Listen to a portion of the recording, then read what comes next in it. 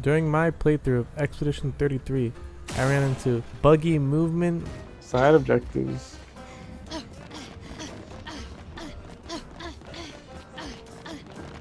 with the only up movement system, base, Unreal Engine movement. Oh my god, it's literally easy up or whatever it's called. I ran into difficulty spikes up the wazoo. Bro.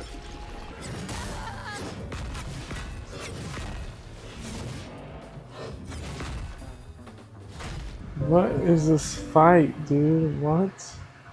NPC characters that make me question why are they even here. In-engine animations and character interactions seem a little bit janky. Dude, why does she just absolutely sprint? They just skip doing animations like taking off a jacket or playing an instrument, which is, to me, it stands out like a sore thumb of lazy work. This game just looked too jank. Like right out the gate, you can tell the movement just does not seem as polished as a game I would expect that everyone's talking about how good it is to have. So the real question is, why does everyone seem like they praise this game so much when, you know, everyone I see play the game overlooks a very fairly core mechanic of the game?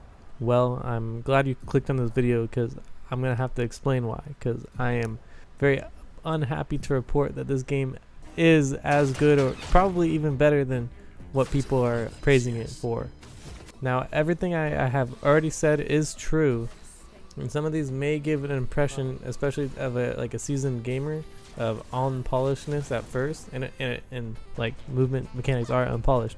But this game, under scrutiny, holds up like amazingly well. Unpolished movement system, well, the movement's not really a core mechanic of the game. The combat system is, and that works really well. All the animations sync up for when they're gonna hit you, and they have the timing mix-ups, and you know the scaling and difficulty. I talked about difficulty spikes. Well, guess what? Under scrutiny, I realized that I wasn't under-leveled at the time because I was kind of running past some enemies that are optional. That A would have given me the experience to not be as under-leveled for the bosses, but B would have given me experience for the boss, because some bosses have enemies that either have some or all of their moves depending on the boss. It depends. The game does have very Dark Souls-esque bosses with having to dodge moves as they use them, and very big grand bosses, which I personally didn't like my experience playing Dark Souls 3, but I will say in this game, after I figured out how under-leveled I really was and started just fighting stuff more, I really did enjoy the combat system. It really is cool the way it plays out, and all the characters have like cool, unique mechanics that make them stand out and were fun to play for me. Other than the card girl, I didn't even touch her. And again, even other than the card girl, I don't even know why she was there. All the characters, the game really knows how to make you care about them. And I can't really talk about anything to not get into spoilers, but you better believe that the game's good, and it iterates on itself so well, and it has these themes that carry out throughout the game that only get better. The game ages like fine wine. It really did. And that's what I mean by it does good under scrutiny. That after you've played the game, and then when the magic of this game is when you reflect on the game, you're like, dang, it really was that good. And again, I'm not going to get into spoilers in this video, but an example is you have a boss that you fight, and he has like a theme. And then later on, you fight the boss, again, maybe a different form. There's multiple bosses that do this, but and the theme is expanded upon, right? It's like I'll give you an example. I don't even know if the game was like this, but like Wall-E, right? If you have Wall-E's theme, but at first from Pokemon, I forget which Pokemon game he was even in, but it's like I don't remember. I know that his final theme was epic, but the fights before it are, I'm assuming, if I remember correctly, or if it was completely different, less epic, right? But the same theme. It should have been anyway if it wasn't. And then later in the game, it's epic.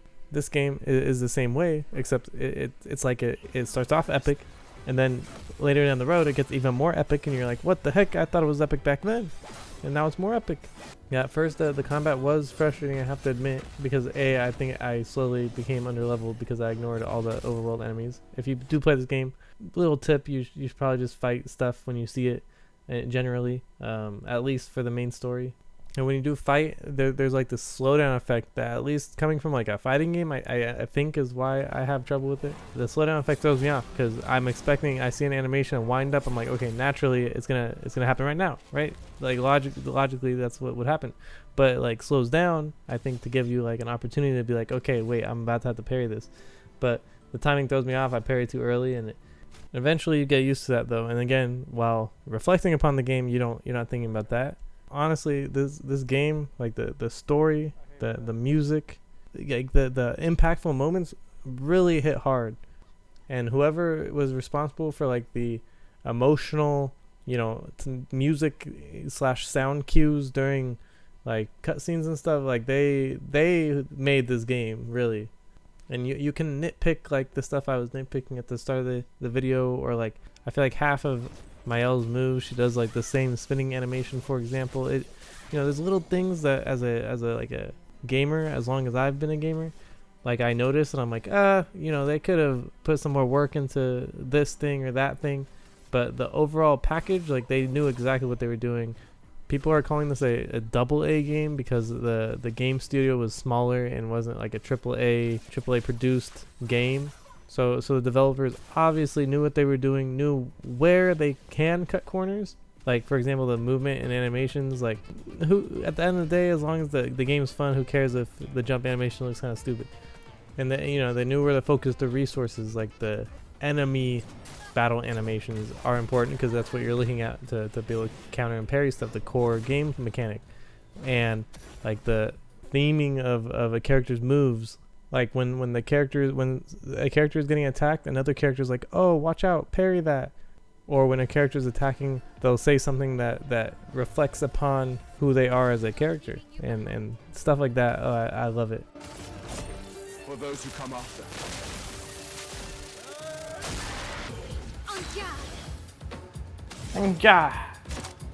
So at this point, I think if I keep talking about the game more, I'm gonna end up spoiling something. So I'm just gonna say everyone should probably play this game.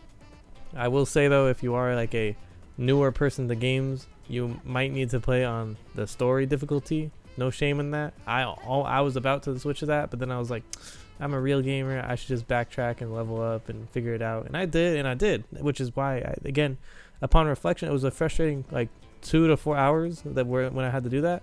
But reflecting, I'm like, dang, well, it's a good game because it allowed me to be able to make a decision and figure it out on my own.